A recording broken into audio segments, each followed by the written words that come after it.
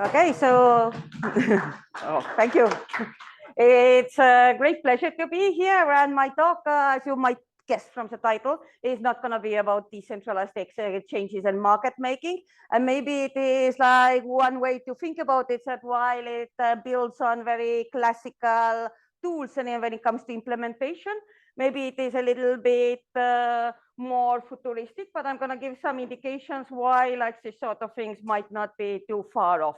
So the main goal of this paper is to think of like what blockchain, or if you want, like more generally, digital ledger technologies enable, and in this context, what sort of contracts could be there in order to make external financing better. And by better, we can mean like two things: either like giving more profits to the investors in the case of keeping the borrowers like indifferent, or like rather more economics approach, which I'm taking here, or thinking of like if we are like having the financiers being paid off, like what makes financing most accessible to the participants. Okay. So in general, like the reason we are seeing like all sorts of typical contracts in traditional environments, it is because of frictions, and one dominant friction is the fact that like I can't lend money to somebody whom I don't know, because like I don't know what revenues they are generating. So this is one problem. This is one reason which makes like debt contracts so prevalent. And second, there is also a question of enforcement. So I might borrow money from somebody, and if I don't feel like repaying, they need to sue me, and that is also causing costs. So for these reasons, like the optimal contracts are often debt. So like one thing to keep in mind here is that, of course, like the main problem, I need to, is the fact that it is costly to verify things. And like if you're thinking of like what is a fundamental benefit that blockchain or digital ledger technologies bring, is precisely the possibility of having verifiable records. So like the question is that if you have these technologies available, then what sort of financing should be present? What happens to the existing frictions? And how might things change? And I already said that like the main question here is to figure out how the optimal contracts would look like. And like I'm gonna like build everything on a very simple like stylized situation. We have like some firm who has like an investment opportunity at date 0. Since there are a bunch of following dates from 1 to some time period capital T, where they might be selling something, okay, in the discrete time units. And then like overall, they will get some revenue. So what traditional contracts like debt, equity, or convertibles tend to have is typical contracts are functions of the total sales. Okay, so we don't take into advantage of the fact that we might have information about like when anything was being sold. So typical contracts only care about what was the total amount of sold, and then depending on the frictions,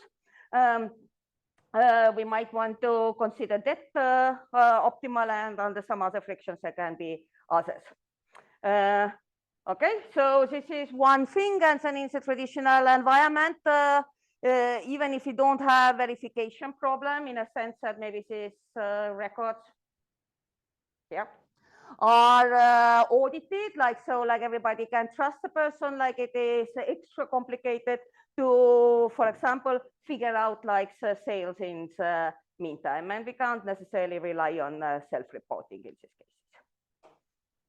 Okay, so this is like kind of a background, but more things are happening in the current world, also like outside blockchain technologies, which could bring verifiable records. Another way to get verifiable records is if you are somebody like Amazon, which is very desirable for companies to use in order to make sales, and like a platform like that could observe the firm's sales, so they could offer like sort of contracts that depend on how and when the revenues are generated rather than on total sales only. So indeed, there is kind of set of examples of so-called revenue sharing agreements, where like somebody is borrowing and then they are paying back like a fraction of the revenues until like some goal has been reached. And you can see that this contract is already something that depends on the timing of sales. And now, as I was telling before, one like essential exciting feature about DLT is that it's a tool for verifiable records by construction. The data is stored in chronological and time-stamped blocks. So if we are getting some information on blockchains, and it is immediately coming with timing. These blocks are cryptographically linked together, so like nobody can easily modify the past records. And because we have these records, we can also have contracts that are enforceable in a sense that like if we are believing that some information is going to be recorded like that, then we can pre-commit into some contracts as well. So this is a main idea that this paper takes, that like this observable digital records, they can at least greatly reduce, if not just eliminate, like the verification costs that are the reasons for traditional financing contracts. And then like there are a few thoughts here about like why don't we see this sort of contracts? Of course, regulation has not been particularly friendly in allowing things that are deviating more from like what is available in the traditional finance. But this sort of contracts that I have in mind in this paper, like they would be relatively easy to implement based on anything which generates revenues on chain, because then we don't need to worry about like how this information gets there. But of course, like when we want actually like somebody to use it to sell whatever gadgets they are producing, then we need to get the information on chain. So there is a relevant Oracle problem that somebody needs to get the information there. And then there are like two kind of possibilities why this can become possible, because certainly around like the efforts to tokenize real world assets and many initiatives trying to link outside world data with blockchain records can make it more accessible. And other possibilities, like whether like cryptocurrencies, or if some major countries would launch it, central bank digital currencies would be more widely used, and like we would also more naturally have the records there. So main point here is that technologically it is possible. So as long as we will get like the firm sales somehow on the blockchains, and we can think of what we can design better. And as a side note here, I would also want to highlight that like what we are seeing in the current DeFi system, we are seeing lending that is completely opposite to the kind of goals that I was telling before, that ideally we would want to use new technologies to make financing more accessible. Over collateralization is clearly a bit of a problem there, because if I need to put 1.5 times more collateral in order to borrow something, I can use it for speculative purposes, and there are interesting use cases for that, but I'm clearly not gonna finance my new gadget production company like that, or my new innovative business like that, right? Because like I'm probably an entrepreneur who might lack external financing and want to have better access to it. Again, technologically things are possible, and like I mean, one can further think of like how to have it done in a way that preserves like some privacy. And the main reason there is like all over collateralization is precisely because of pseudonymity, because I don't know whom I'm lending. Again, like there are like clearly also in this space like efforts of making some sort of lending arrangements which would not need so much collateral, which can be then even in a privacy preserving ways to allow verifying some records in the background. So this is just to introduce that maybe like all these things that are technologically possible and not so widespread are not necessarily so far off of what people are thinking about it. And then should also like mention what I mean by smart contracts and why I put it in quotation marks. So in general, like the way to define smart contracts is like say a simple program. So we can call anything that can be pre-programmed smart contracts. There exists obviously a set of existing applications. So one way to think about smart contracts is that we can, like, if you have all this information somehow on chain, then we could use smart contracts to implement any traditional securities, debt, equity, convertibles, whatever we would want. And certainly, again, this sort of thinking exists. But maybe if we do have these possibilities, we want to do something better than like implementing the traditional contracts, perhaps a little bit cheaper. So this is like the idea. So like when we have this possibility, one way to quickly think about it is like, well, maybe we'll just get the world closer to Modigliani-Miller. It doesn't matter what sort of contracts that we are using. Or maybe this allows like complete contracts. So certainly there is an idea that we can allow more complete contracts in this environment. But key considerations that I take is that even if we can like eliminate a lot of frictions, one thing that we cannot eliminate is like the human effort in order to generate sales. So maybe in this environment, while in a traditional environment, the prime friction is like to do with verification. Maybe in this environment, the prime friction is how to maintain effort incentives. So this is like the same picture again. Is that the paper will take as a setting that we have like these selling opportunities, and in order to sell, entrepreneur needs to make some effort and can choose not to do it. So I can choose not to make this effort if they want. And like what makes it like interesting is the fact that, well, if you would assume something very simple like IID sales, then I can even tell the answer very quickly that we would find that an optimal contract is a simple equity and nothing would much happen. But it's more interesting if we are like allowing a bit of richer setting in the data and allow like the entrepreneur to learn from data, and the incentives to continue selling might change over time. So this is like kind of the environment where I consider the optimal contract here. Okay, and then like what I mean by smart here. So one way to think of smart contracts from the computer science perspective, it is just everything that we can pre-program. What I can think of like further smart is like a contract like that benefits from the timing of actually the fact that we have potentially new information in timestamp blocks. Do we actually benefit from knowing these timestamps, or under what conditions? Does it matter that like we can contract on not only whether a sale happened, but when it happened? I also look in the paper like what happens to traditional contracts of debt and equity if we are allowing the entrepreneurs to learn faster. So this is something that even if we don't implement this sort of optimal contracts, would be something that affects traditional contracts as well. One could think that that because of all the new capabilities, we can have entrepreneurs adjusting their beliefs faster than they used to, and then we can compare the outcomes. Okay. So just in case that I will speak too slowly, the key findings of the paper are the following: is that optimal contract can be always expressed as a profit sharing rule, which is in principle very easily implementable. You'll just have like a new revenues or cash flows coming in, and there is a rule which tells us at this point in time how it gets split between the borrower and the investor.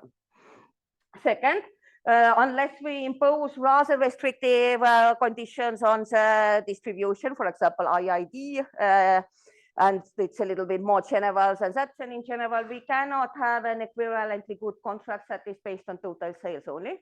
Actually, we can only have it when the sales are stochastically affiliated, which tells that good news is a good news effectively, as well as exchangeable by telling that it is doesn't matter like when the sales happen. So ex ante, everything is equally likely. But otherwise, like optimal contracts does benefit from being smart in a sense of being not representable as a function of total sales only. And furthermore, the traditional contracts and especially debt contract becomes increasingly inefficient in this environment. And it becomes even worse under more frequent lending. So if we are not implementing something like that and just have firms learning faster from the data and adjusting their effort incentives, like the debt contract becomes increasingly less efficient. So for this reason, it is maybe also worth thinking about how to implement either equity-like contracts that are not that bad or even something potentially better than this. And the main reason is that while debt is good in minimizing verification costs or monitoring costs, it is awful for giving incentives for continued effort. Okay, so essentially, debt contract like has a feature that when I have been unlucky, despite of my best efforts, then I know that pretty much everything I generate is going to go to the investors. So I don't want to make this effort. Rational investors would take this into account. So they will give me like loans at very bad terms. And this only gets worse when we have more frequent learning.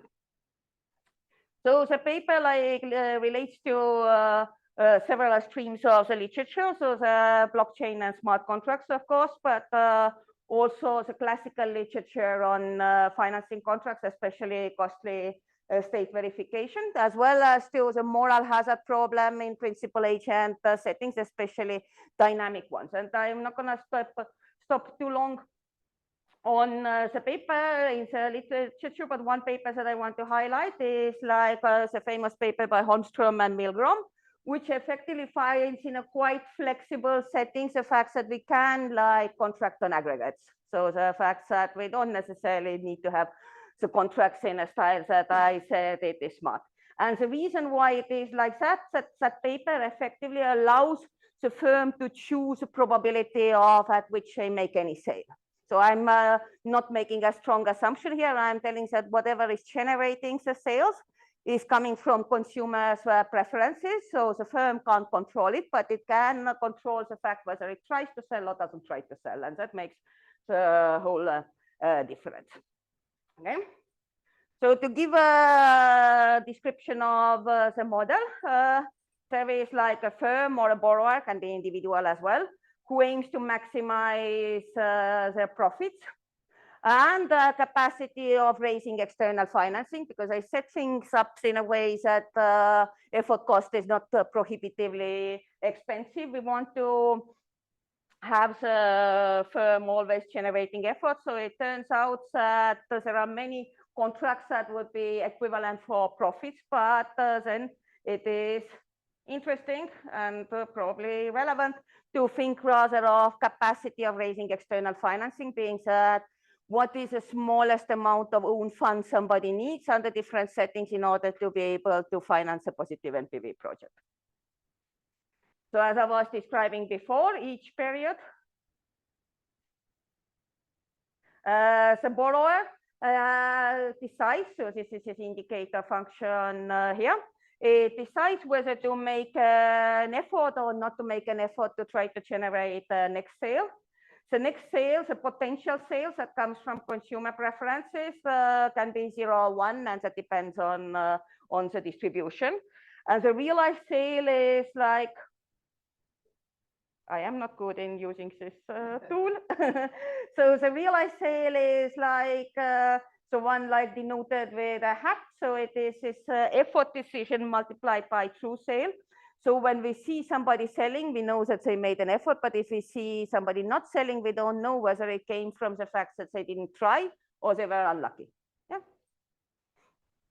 So effort is not contractable as long as we don't put chips on the people, and we need that the risk neutral lenders must break even. So the main like flexibility in this setting is that I allow the joint distribution of potential sales, like how like the consumer demand over time is determined to be pretty flexible. It is known, but like it doesn't make strong assumptions about the statistical dependencies.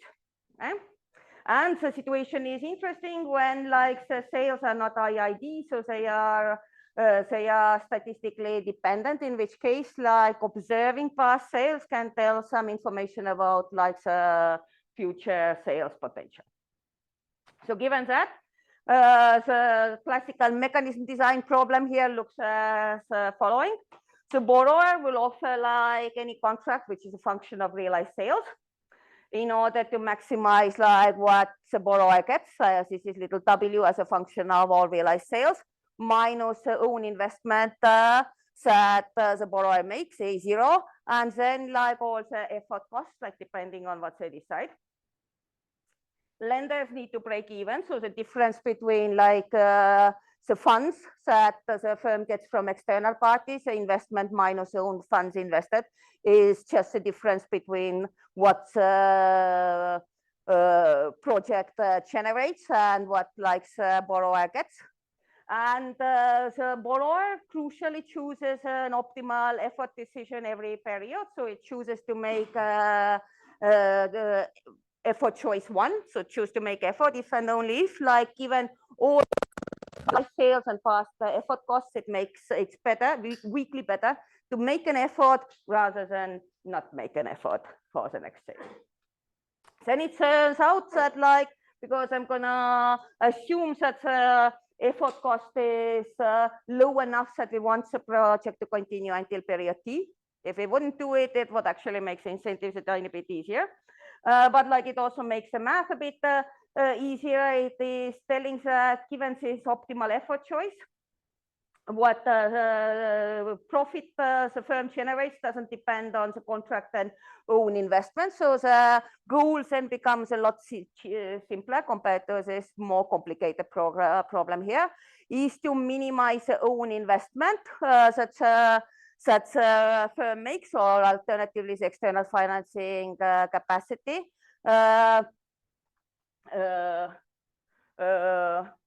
In order to find what is the best contract in this environment. And what like is helpful, I said I don't impose too many assumptions on the distribution, but like effectively there are like 2 situations that turn out to have starkly different implications after one analyzes it a bit. Informally, we can call the first situation success raises prospects situation, meaning that if I make sales in past with an effort, and I think it is easier to continue to sell. So this formally means that the sales are stochastically affiliated. And it is realistic in many situations that we can think of a startup. It's like if you have a firm that has a large target market, consumer preferences are correlated, being that if I see a bunch of people liking the bicycle I have produced, I think more people will like it as well. It is also something that is present when we have network effects and so on. So this is one situation. Another opposite situation is when selling more, like lowers the prospects of selling later on. So the simplest example of this would be the case that I know exactly how many target consumers that like my products there are. So overall target market is a bit bigger, but I don't know how fast I'm going to find it. So in this environment, of course, I will be happy if I make a sale.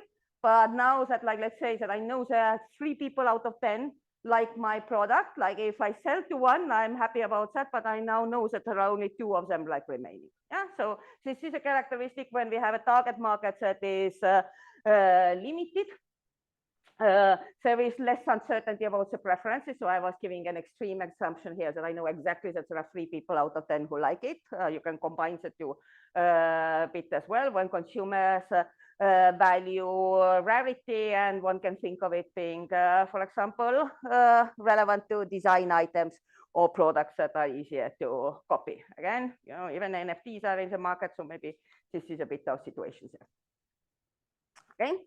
So there are like kind of 2 parts, like with like giving an indication like what the model implies and how it is solved. Like I think that intuition is easier to see in the due-date case, like as overall the overall model is more interesting in the T-period case. So let me first like highlight how like the solution works. Same applies to T-periods as well, but this is kind of the setting. So assume that we have like just 2 dates where the firm can sell either 1 unit or nothing.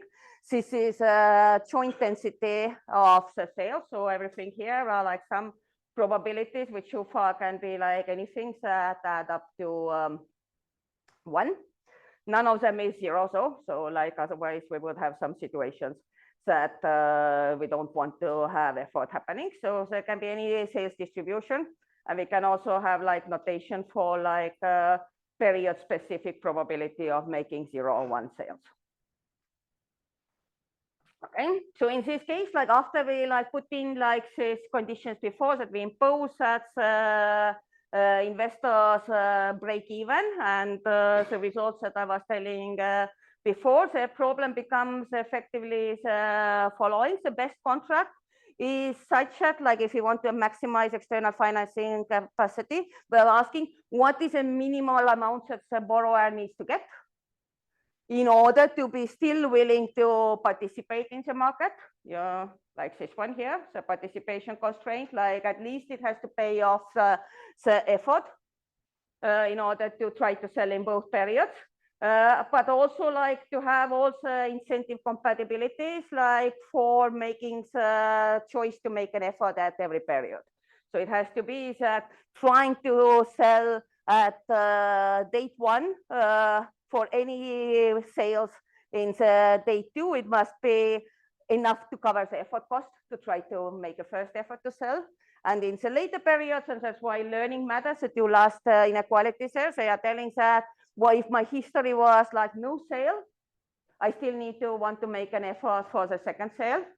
Or like if my history was that I made 1 sale, I still need to have an incentive to make an effort in the second period. All this can be expressed like as this problem, like ignores the second one here. So question, yeah? Yeah, so for now, you never said, I mean, what is specific in the effort if we're thinking of blockchains or any other? Yeah, so it is just like, yeah, just I'm, yeah, I'm, yeah. Yeah, so it is just like that. I'm not imposing, like, I mean, later on, like, I mean, things are clearer to see if one assumes that the effort is constant, but the problem is exactly as easy to solve if I allow the effort to vary over time as well, as that says something. Yeah. Deterministically vary. Yeah, deterministically vary, yes. Yeah, but it could be that, like, you know, like, yeah, in any context, like at minimum, I may have to have some marketing campaign or something like that, any like variable costs, like otherwise, I mean, I don't assume variable costs here. If they are like recorded, then like, I mean, I can just subtract it. If they are not recorded, it is kind of equivalent to effort costs there as well, yeah? Okay, so here, if we are looking at the first program, like we can like express the previous slides setting in the matrix form like that. So we are minimizing like the payments that entrepreneur is getting subject to constraints that like all this participation and incentive compatibility conditions are satisfied, as well as because of limited liabilities that I should have mentioned, like as payments have to be non-negative in all cases as well. And then it turns out that like this problem is nicer to solve when we consider like the duality, the fact that this primal problem is the one that I explained. It is replicated by a dual problem, which is like B prime, which is like the vector of the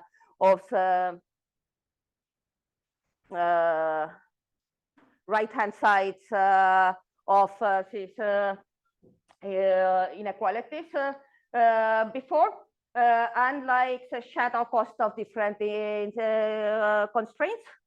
And like this dual problem is set up like that. And like due to duality theorems, we know that if one of them has a solution, so the other one has a solution as well, and they are the same.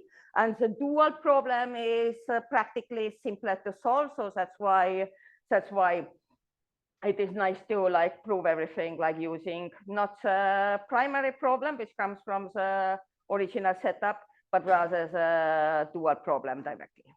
And this is gonna like imply the following. So literally in the 2 outcomes like case, This condition here is exactly the definition of stochastic affiliation, or we can informally call it success raises prospects. In this environment, what is the case? It is like what is like necessary for the contract is that some key incentive compatibility constraints have to bind, which means, but the participation constraint is not binding, which means that in order to cover all first best investments, we still need the entrepreneur to put in some own funds. Okay? And like there are like two reasons for this. Like one, like first, the contract needs to compensate the effort, and because like my views change depending on what I learn from the data, I want to be paid more in the case that I'm relatively pessimistic. In this case, like in the first period, I only know the prior. In the second period, if I have sold nothing, I will be more pessimistic. So for me to continue effort, I need to be paid more. So without like other considerations, it will be backloaded. I will get paid more if I sell one unit in a second period rather than in the first period. However, there is also like further considerations of incentives to maintain effort. We want to avoid the situations that I strategically don't try to sell in the first period in order to have better contract in the second period. So that's why I need to be a little bit more paid in the first period too. And consequently, we can't finance all positive NPV projects. Okay, by the way, you can see from here as well that like if sales are independent, so effectively P11 and P00, P01 and so on, they are just like ending up to be the same. We don't need own investment as well. So under simple IID sales, simple equity would allow you to have financing without need for any own investment. Similarly, this is opposite situation. So it is just before stochastic affiliations. This is like the this is just like the inequality reverse, the success lowest prospect situation, in which case like the main constraints that is binding is a participation. It is kind of easy to incentivize an investment effort here, because I can only like try not to sell and get a zero, but I was already like more optimistic if I didn't sell anything. So out of my examples that I know, there are 3 people liking my product out of 10. If I didn't sell something, I'm gonna think that, okay, now I have much better chances to find one of these 3 people out of 9. In this case, the optimal contract is front loaded, so the borrower should be getting more by selling a unit early rather than late. Okay. And overall, like I can, like as I was telling before, like always express like this contract as a dynamically adjusting profit sharing rule, meaning that there is like some fraction alpha 1 that the borrower is getting from the first period sale, and some fraction alpha 2, which depends on the outcome of the first period of the second period sale. And then for the last sale, we only need to compensate for the effort. Earlier, it depends, like for simplicity, assumes that effort is constant, so this term would not exist. So in this case, and like another condition that like we have is timing of the kind of sales prospects out of the consumer preferences doesn't matter. And like this term here in front of alpha 2, 0 is also 1, like, so effectively we would want to like promise somebody to have a constant fraction of the sale and then keep it as long as they don't sell, but reduce it in the case that they sold something. And then of course, like the effort or like the violation of exchangeability can like add further richness to the dynamics, but still dynamically adjusting profit sharing rule. Yeah. In the case of success lowest prospects, we only need to compensate for the effort, so the contract is like that. So maybe for the T periods, like again, we can always express things as this dynamically adjusting profit sharing rules. Kind of solution or proof method is same. Again, it matters like how the sales are depending on each other, as well as from the dynamics of the effort cost. We still have the case that with success raises prospects environment, some own investment is needed. In the case of success lowest prospects, some we only need to compensate for the effort. So here I'm just like maybe more easily to show it is to highlight how the optimal contract would look like on the constant effort, under some simple parametric assumptions that has a previous characteristics that when I sell something, I'm gonna be more optimistic. And here is just like an example where like these little green dots are indicating some random path of like sales that entrepreneur has generated. So didn't sell anything in period 1, sold something in period 2, then didn't sell something in period 3 and 4, and so on. Then what happens to the borrower's expectations? Like the borrower starts with some prior 0.5. When like he doesn't sell, and like gets more pessimistic rationally. When sells, gets more optimistic again, so on. In order to compensate that, like we would just like need to offset it. However, the contract like has a feature that I was telling before, that ideally we want to like offer a big share of the borrower from the first sale they make whenever it happens. Okay, so in this case, like as a borrower did not sell anything, and like keeps like the big share of the sales. When it sells, like the next claim for the next sales that happens is going to be smaller, and like it trickles down like that. So one can split this into these two parts, where like the green part here is telling what we need to give to the entrepreneur in order to compensate for their effort. And the blue one is like to avoid like this manipulations that I can't purposefully not sell in order to like try to have better contract terms. Okay, so this blue, the presence of the blue area is what necessitates like some investment from the entrepreneur as well. So we can't finance all positive NPV projects. The one thing that like that is worth mentioning as well is that like if I do make some like strong assumptions that I allow sales to be exchangeable, and like having this log super modularities, and like what the borrower gets is actually still looking very different from what we know in the traditional contracts. So these figures here are indicating payoff for a borrower who breaks even, like on the different sales, and how the contract looks like. So we can see that when there is almost no uncertainties, and it is equity-like, it is linear, but like otherwise it's concave. But you can see that compared to traditional contracts, so equity is like linear, but like is debt is like from the borrower's perspective looking completely different. So that contract is telling that up to a point the borrower gets like nothing, but after that, like they will get a big share. Convertible looks like that as well. So you can see that like fundamentally, even in the conditions that we can contract on total sales, optimal contract does look very different from the typical traditional contracts that are there. Yep.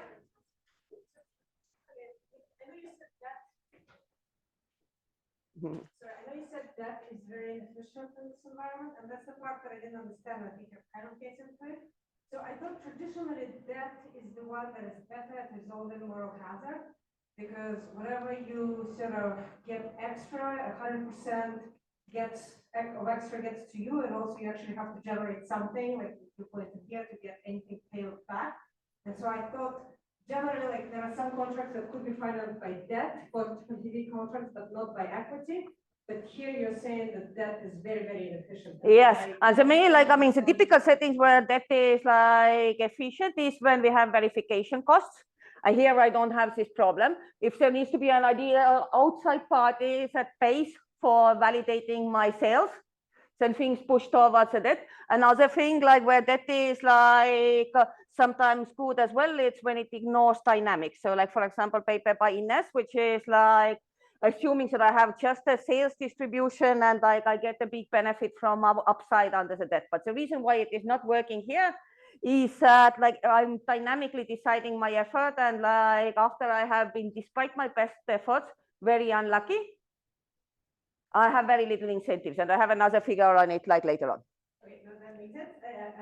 My other question is, when you say sales, you use sales synonymous sort of with profits? And is it always the case and also for the blockchain? Because it could be just revenues.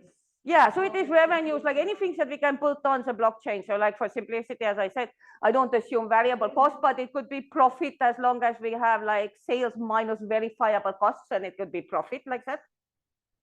If it is something that like is in the costs that we cannot verify, like human effort, then it can't be in the blockchain. Yeah. Okay, so this is like under like the success raises prospects situation. Then when we have the opposite one, so in general, like yes, this is the only situation where we can express it as a function of total ones, but looks different. Otherwise, it benefits from timestamps, so it kind of benefits from being smart in a sense of adjusting over time. And then the opposite case of success lowest prospect situation is this is kind of, for example, the same sales outcomes. So optimal contract here, the expectations adjust in a different direction. So when I don't sell, I get more optimistic rationally. When I sell, then I get less optimistic a bit. In this case, like the optimal contract just needs to compensate for the effort, and it always benefits to be adjusting based on the new information. Okay, so getting back into the question, what is going wrong with the debt and the traditional assets in this case? Like I have another example, and that kind of nicely addresses Katja's question as well.